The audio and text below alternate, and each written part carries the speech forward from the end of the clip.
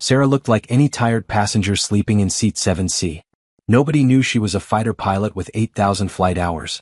When the captain's desperate voice echoed through the cabin, "Can anyone fly this plane?" The ordinary woman who just wanted to nap became everyone's only hope for survival. Before watching full story, comment below from where are you watching. Also like and subscribe for more stories. The busy airport terminal buzzed with travelers rushing to catch flights. Among them walked Sarah Chin, a 35-year-old woman in simple jeans and a sweater, looking no different from thousands of other tired passengers. She carried only a small backpack and had dark circles under her eyes from exhaustion. Nothing about her appearance suggested she was anything more than an ordinary traveler heading home after a long business trip. Sarah found her seat, 7C, the dreaded middle seat between a businessman frantically typing on his laptop and an elderly woman already settled in with her knitting. The businessman glanced at her as she sat down, noting her tired expression. "Long day?" he asked politely. "Very long. I just want to sleep," Sarah replied with a yawn, immediately closing her eyes and settling into her seat. The businessman shrugged and returned to his work, assuming she was probably some office worker who had pulled an all-nighter. The elderly woman smiled sympathetically, remembering her own exhausting travel days. Neither passenger had any idea that the seemingly ordinary woman between them was actually Captain Sarah Chin, a former Air Force pilot with over 8,000 flight hours and extensive emergency training. As the plane taxied for takeoff, flight attendant Jenny walked through the cabin conducting the safety demonstration. She noticed Sarah was already dozing peacefully and made sure to speak in hushed tones when passing her row. "Poor thing probably worked all night," Jenny whispered to another flight attendant. "Let's try not to wake her during service." The Boeing 737 lifted off smoothly from Denver International Airport, beginning what should have been a routine 6-hour flight to Boston.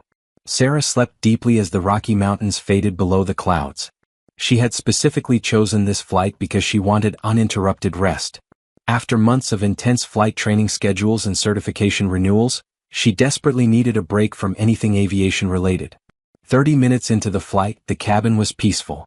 Passengers read books, watched movies on their tablets, or dozed like Sarah. Jenny quietly served drinks, carefully stepping around sleeping passengers. The businessman beside Sarah had ordered coffee and was deep in spreadsheets. The elderly woman was making good progress on what looked like a baby blanket. "She hasn't moved once," the elderly woman whispered to the businessman, glancing at Sarah. "Must be absolutely exhausted. Probably some office worker catching up on sleep," he whispered back, not wanting to disturb their sleeping neighbor. Sarah's breathing was deep and steady, her hands resting peacefully in her lap. Her face showed no tension, no worry, just the calm expression of someone finally getting the rest they desperately needed.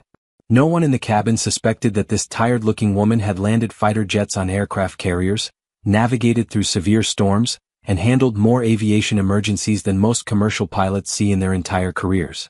In the cockpit, Captain Mike Torres and First Officer David Kim were enjoying what seemed like a perfect flight. The 52-year-old captain had over 20 years of commercial flying experience, while his 29-year-old first officer was sharp and eager. Their instruments showed normal readings across the board. "Beautiful day for flying," Captain Torres said, scanning the clear blue sky ahead. "Should be smooth sailing all the way to Boston.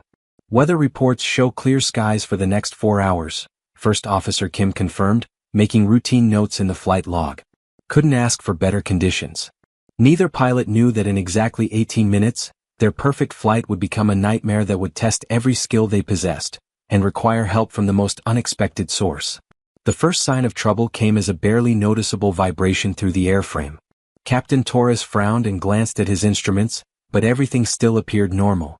First Officer Kim felt it too, just a slight tremor that could have been normal turbulence. "Did you feel that?" Torres asked. "Yeah, probably just hit a small air pocket," Kim replied, though something in his voice suggested he wasn't entirely convinced. Then the master caution light illuminated, followed immediately by multiple warning chimes that sent both pilots into high alert. The aircraft's central computer system was detecting problems faster than the crew could process them. "Engine 2 showing abnormal readings," Kim called out, his training kicking in as he began running through emergency checklists. But this wasn't a simple engine problem. Within seconds, the hydraulic pressure warning light joined the growing collection of red indicators on their panel. Then the electrical system warning. Then pressurization alerts. "This doesn't make sense," Torres said, his experienced eyes scanning instruments that were telling him multiple critical systems were failing simultaneously. These systems are independent. They shouldn't all fail at once. In the cabin, passengers were beginning to notice something was wrong. The aircraft's smooth flight had become noticeably rougher, and sensitive travelers could feel the subtle changes in engine sound and aircraft attitude. Sarah remained deeply asleep, her body naturally adjusting to the slight turbulence without waking her conscious mind. The businessman beside her saved his work and closed his laptop, sensing that the smooth flight was ending. The elderly woman looked up from her knitting with concern. "Is everything all right?" she asked Jenny as the flight attendant passed by, though Jenny's forced smile couldn't hide her growing worry. "Just a bit of turbulence. Nothing to worry about," Jenny replied automatically, though the unusual pattern of chimes from the cockpit was making her increasingly nervous. In the cockpit, the situation was deteriorating rapidly. What had started as isolated system warnings was cascading into a full emergency. The aircraft's fly-by-wire computer system, which normally assisted pilots with flight control, was providing contradictory information. "I'm getting false readings on everything," First Officer Kim reported, his voice tight with stress. "Altitude shows we're climbing and descending at the same time. Airspeed indicators don't match." Captain Torres fought to maintain control as the aircraft became increasingly difficult to handle. 23 years of flying experience told him this wasn't normal mechanical failure. This was something far worse. "Dave, I think we've got a major computer malfunction," he said grimly. "The whole flight management system might be compromised." The aircraft suddenly lurched violently to the left, throwing passengers against their seatbelts. Overhead bins rattled and several people cried out in alarm. The businessman grabbed his armrests, while the elderly woman clutched her knitting needles. But Sarah still slept, her subconscious mind so accustomed to aircraft movement that even this dramatic motion registered only as a slight disturbance in her dreams. "Ladies and gentlemen, this is your captain," Torres announced over the intercom, his voice carefully controlled despite the chaos in the cockpit. "We're experiencing some technical difficulties. Please return to your seats and fasten your seatbelts." The understatement of the century, Kim thought grimly as he watched more warning lights illuminate their panel like a deadly Christmas tree. Jenny and the other flight attendants moved quickly through the cabin, ensuring passengers were secured and trying to project calm professionalism while their own hearts raced with fear. They had never seen this many warning lights in the cockpit during their pre-flight safety briefings. "What kind of technical difficulties?" the businessman asked Jenny as she checked his seatbelt. "I'm sure the pilots have everything under control," Jenny replied, though her worried expression suggested otherwise. The aircraft lurched again, this time dropping suddenly before recovering. Several passengers screamed. Coffee cups flew through the air, and a baby started crying somewhere near the front of the plane. Sarah's eyes fluttered but didn't open. Some deep part of her pilot's mind recognized the aircraft's distress, but her exhausted body refused to fully wake up. In the cockpit, Captain Torres was fighting the aircraft with everything he had. The primary flight display was showing impossible readings. They were apparently flying upside down at 45,000 feet while simultaneously descending through 15,000 feet at 300 miles per hour. "The backup instruments aren't matching either," Kim reported desperately. "I can't tell what's real anymore." Torres looked out the window and used the most basic piloting skill visual reference to the horizon. They were flying level at approximately 35,000 feet, but their instruments insisted they were in a steep dive. "We're flying manually from here on," he decided. "Disconnect the autopilot and flight management system completely." But as Kim reached for the autopilot disconnect, the aircraft's nose suddenly pitched down violently. Both pilots pulled back on their controls, but the computer system was fighting them, trying to correct for problems that didn't actually exist.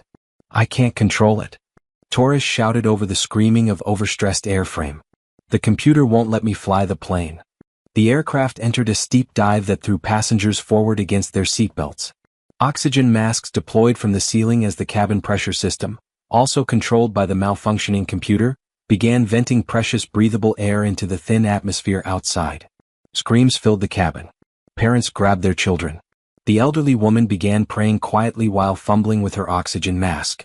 And finally, the chaos was enough to wake Sarah Chen.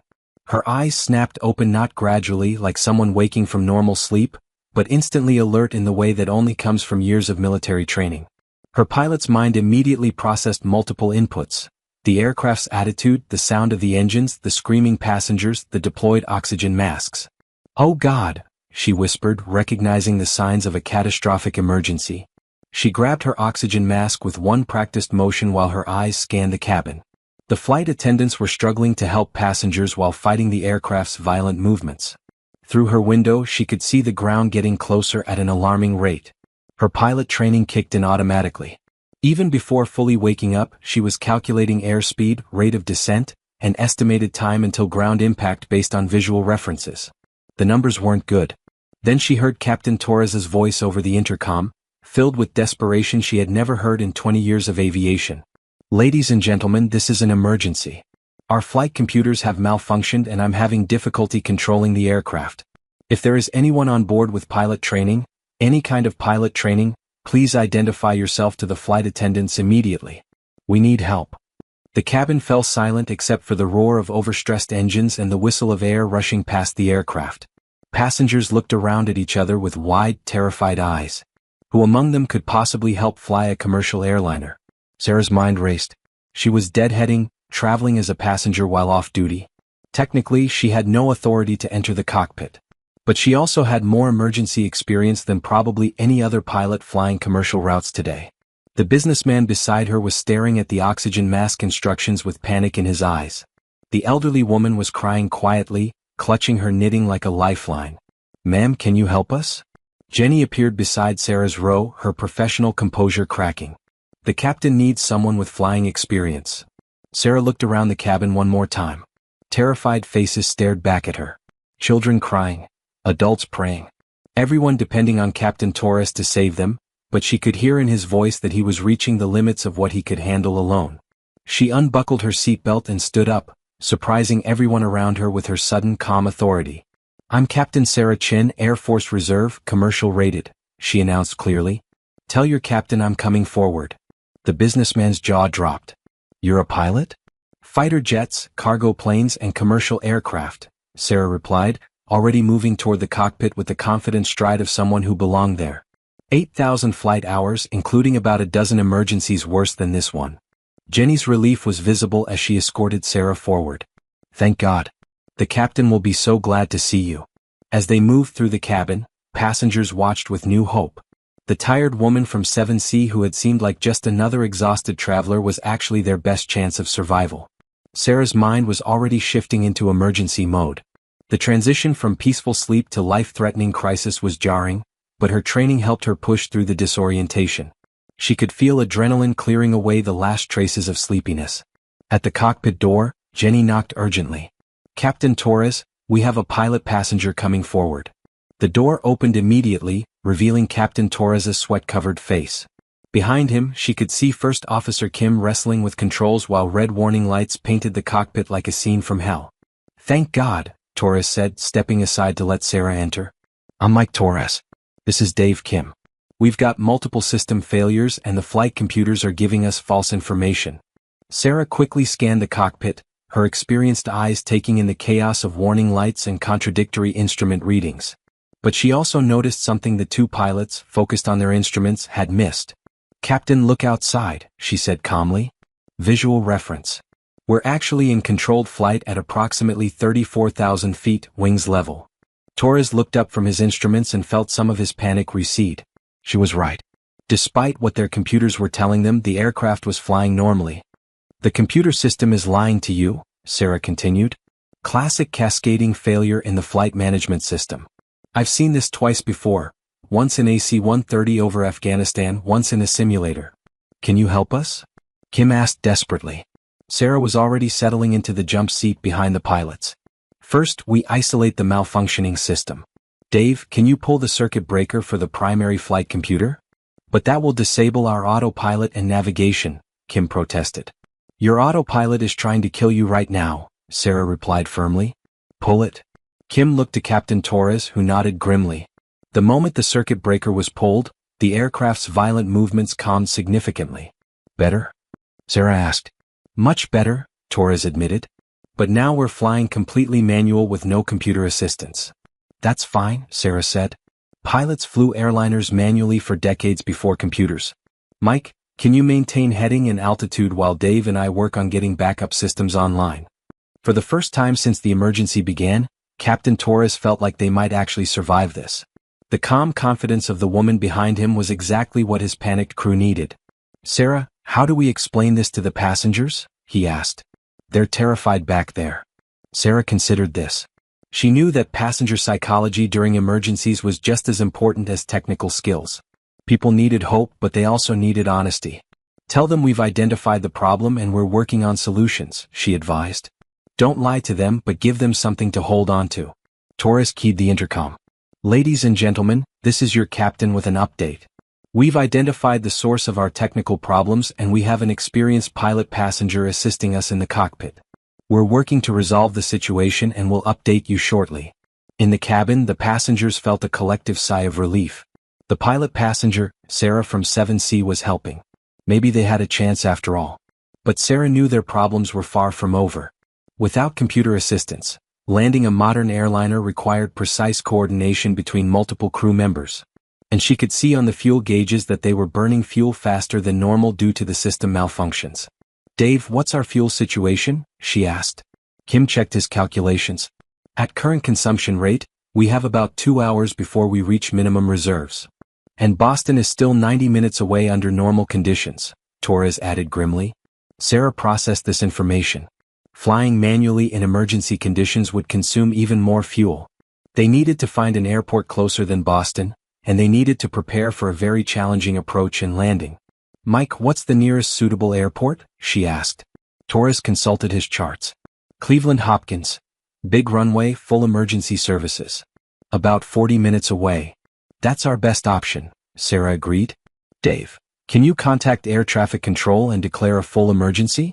Tell them we need priority routing to Cleveland and emergency vehicles standing by." As Kim worked the radio, Sarah's mind was already several steps ahead, planning their approach to Cleveland. She knew that landing without computer assistance would require old-school piloting skills that many modern pilots rarely practiced. "Mike, when was the last time you flew a completely manual approach?" she asked. Torres thought for a moment. "Probably 5 years ago, during recurrent training." "Dave. Maybe 3 years," Kim admitted. Sarah nodded. This was going to be challenging but not impossible. "Okay, here's what we're going to do. I'll talk you through a manual approach. We'll use visual references and basic instruments only. No computer assistance, no autoland system." She could see doubt in both pilots' eyes. Landing a commercial airliner manually was like performing surgery with boxing gloves, technically possible, but requiring enormous skill and precision. "Have you done this before?" Torres asked. "Dozens of times," Sarah replied confidently. "In much worse conditions than this. Combat landings on damaged runways, night approaches with no instrument landing systems, emergency landings on aircraft carriers. This is going to feel easy compared to landing an F-18 on a pitching deck in a thunderstorm." Her confidence was infectious. Both men felt their anxiety decrease as Sarah took charge of the situation with the calm authority that comes only from extensive emergency experience. "First, we need to brief the cabin crew," Sarah continued. "They need to prepare passengers for an emergency landing. Assume we might have to evacuate quickly." Torres called Jenny to the cockpit and explained the situation. Sarah watched the flight attendant's face carefully, seeing fear but also determination. "Jenny, you and your crew are the most important people on this aircraft right now," Sarah told her. "The passengers are going to take their cues from you. If you stay calm and confident, they will too." "What should we tell them?" Jenny asked. "The truth, but not all at once," Sarah advised. "Tell them we're diverting to Cleveland as a precaution, that we have everything under control, and that they should review their safety cards and listen carefully to instructions." As Jenny returned to the cabin, Sarah turned her attention back to the immediate flying challenges. They were beginning their descent toward Cleveland, and every decision from here on would be critical. "Mike, reduce power slowly and begin a gentle descent," she instructed. "We want to be at 10,000 feet by the time we reach Cleveland's airspace." Torres followed her guidance, feeling the aircraft respond smoothly without the computer systems fighting his inputs. For the first time in an hour, flying felt natural again. "Dave, what's Cleveland Tower saying about weather?" Sarah asked. "Winds from the west at 15 knots, visibility 10 miles, scattered clouds at 3,000 feet, Kim reported. "Perfect conditions for a visual approach," Sarah said with satisfaction. "This is actually going to work." But as they continued their descent, Sarah noticed something troubling on the fuel gauges. Their consumption was still higher than normal, and the numbers were getting uncomfortably low. "Mike, I need you to lean the fuel mixture as much as possible without compromising engine performance," she said. "We're cutting this closer than I'd like." Torres adjusted the fuel controls while Sarah calculated and recalculated their remaining flight time. They would make it to Cleveland, but with very little margin for error. 20 minutes later, Cleveland's airport came into view through the cockpit windows. Sarah felt a familiar surge of adrenaline as they approached the critical phase of flight, the landing. "Okay, gentlemen, this is where it gets interesting," she announced. "Mike, I want you to configure for landing exactly as I tell you. Dave, call out our altitude and airspeed every 10 seconds. The next 15 minutes would determine whether 247 people lived or died, and it would all come down to the skills of 3 pilots working together, 2 who were good at their jobs, and 1 who happened to be dozing in seat 7C when the crisis began." "Cleveland Tower, this is United 847 declaring emergency," Kim transmitted. "We have multiple system failures and are requesting priority approach to runway 24. United 847, Cleveland Tower. Emergency vehicles are standing by. You are cleared for straight-in approach runway 24. Report when you have the runway in sight." Sarah looked ahead and could see the runway clearly. After thousands of landings and everything from fighter jets to cargo planes, this felt like coming home. "Mike, reduce power and lower the landing gear," she instructed. "Dave, give me flaps 15 degrees. The aircraft slowed and configured for landing exactly as it should. Sarah watched the airspeed indicator and glide path, making small corrections through her verbal instructions to Torres. "Looking good, Mike. A little more power. Dave, full flaps."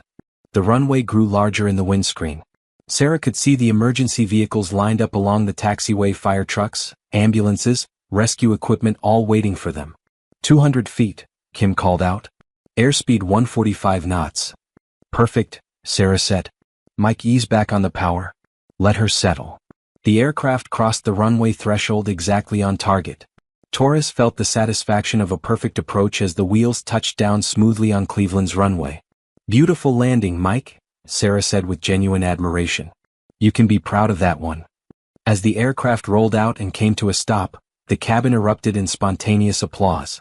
Passengers hugged each other, crying with relief. They were alive, they were safe, and it was largely thanks to the tired woman from seat 7C who had transformed from sleeping passenger to life-saving pilot in the span of 2 hours. Torres turned to Sarah with deep gratitude. "I don't know how to thank you. You saved all our lives." Sarah smiled, feeling the exhaustion return now that the crisis was over. "Just doing what any pilot would do. We look out for each other up here." As emergency crews surrounded the aircraft and passengers began the evacuation process, Sarah realized she had gone from wanting to avoid anything aviation-related to being at the center of one of the most challenging flights of her career. The businessman from seat 7B approached her as they waited to disembark. "I can't believe you're a pilot. You seemed so ordinary." Sarah laughed. "That's the point. We're just regular people who happen to know how to fly planes. Today I got to use those skills to help."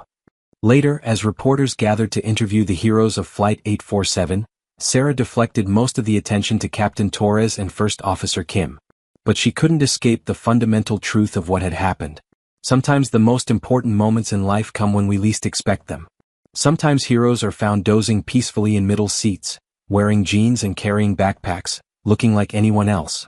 And sometimes, when desperate voices ask, "Can anyone fly this plane?"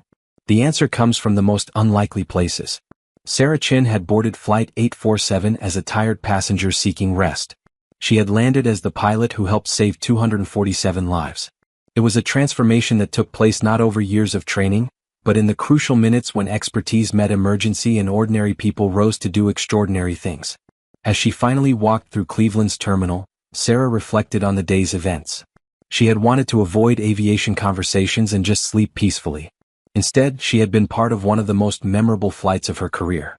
But that's the thing about being a pilot, she thought. Even when you're off duty, even when you're just another passenger, you never really stop being responsible for the safety of everyone who shares the sky with you.